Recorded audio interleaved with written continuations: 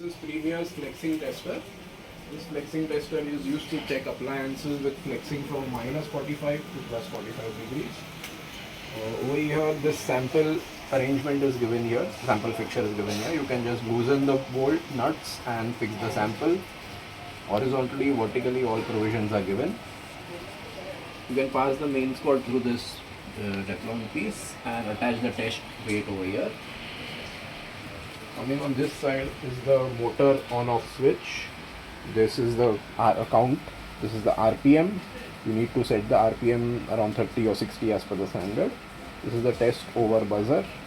This is the safety MCB. This is the speed control knob and the reset key to reset the counter. Pressing the set button, you can set the desired count. And once you have fixed the sample, you can press the test on button. Using this knob, you can set the RPM to 30, 60, wherever you want. This is the counter. Once the counter reaches the set point, it will turn on the buzzer. Here I have set the count to 40.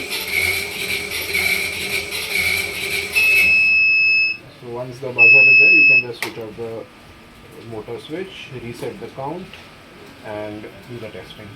Thank you.